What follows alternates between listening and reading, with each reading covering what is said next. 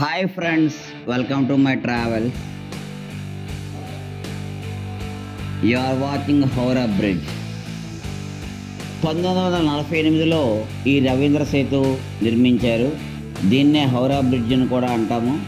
కలకత్తా వెళ్ళే ప్రతి ప్రయాణికుడు దీన్ని చూడాలి. ఇది చాలా పురాతనమైన సస్పెన్స్ బ్రిడ్జ్.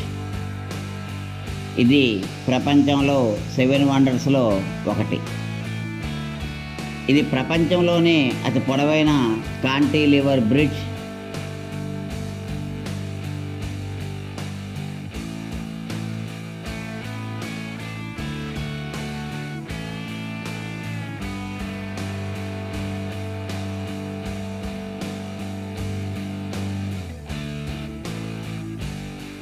హౌరా వంతెన హుగ్లీ నది మీద సుమారు 1500 అడుగుల విస్తీర్ణంలో 71 అడుగు వెడల్పుతో విస్తరించి ఉంది. ఇది దాదాపు 26,500 టన్నుల ఉక్కుతో చేయబడింది. దీని నిర్మాణానికి 333 కోట్లు వ్యయమైందని అప్పట్లో అంచనా.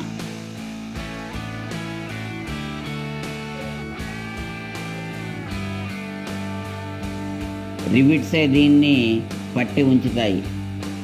ప్రపంచంలో అత్యంత రద్దీగా ఉండే వంతెనలో ఇదొకటి. ప్రతిరోజు సుమారు 1,00,000 వాహనాలు, అనేక మంది పాదచారులు ఈ వంతెన మీద నడుస్తూ ఉంటారు. ఇది 1943లో ప్రారంభించబడింది. జూన్ 14, 1965న దీన్ని జాతికి అంకితం చేశారు.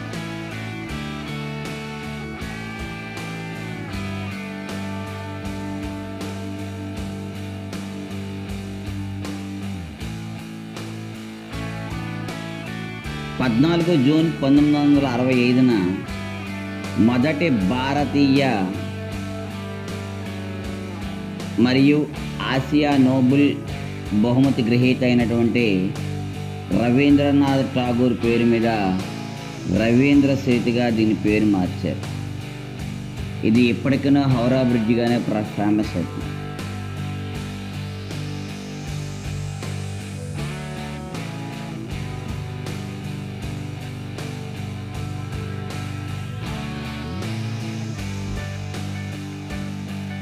ఈ వంతెనకు నట్లు మరియు బోట్లు లేవు. మొత్తం రివిట్లు చేయబడింది. దీనికోసం 26,500 టన్నుల ఉక్కును వినియోగించారు.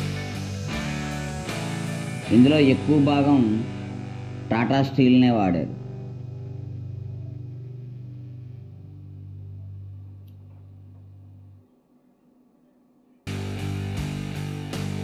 ఈ బ్రిడ్జ్ మీద సుమారు రోజుకి 1,00,000 వాహనాలు తిరుగుతూ ఉంటాయి.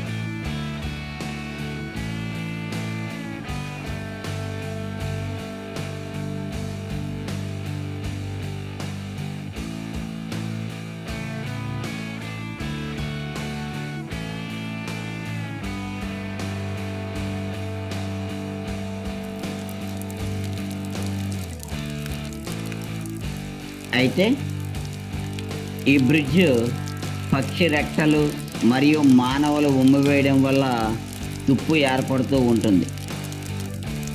దీనిని శుభ్రం చేయడానికి ప్రతి సంవత్సరము క్రమం తప్పకుండా కొన్ని లక్షల రూపాయలు వినియోగిస్తూ ఉంటారు.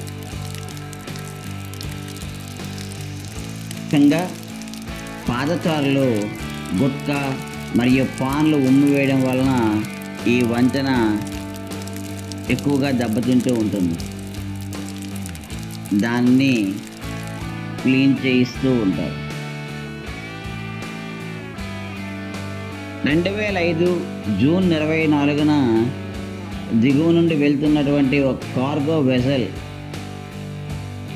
వల్ల ఈ వంతెన కొద్దిగా దెబ్బతింది. అయితే దాన్ని తిరిగి బాగు చేశారు.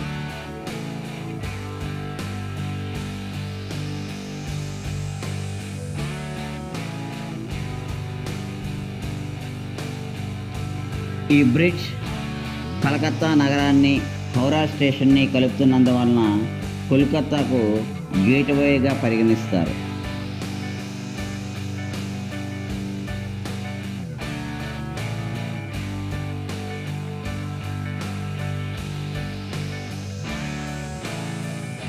ఈ బ్రిడ్జ్ చూడడానికి చాలా అందంగా ఆహ్లాదకరంగా ఉంటుంది. కలకత్తా నగరాన్ని సందర్శించే వాళ్ళు ఈ బ్రిడ్జి మీద నడవడం మర్చిపోకండి. Thank you for watching.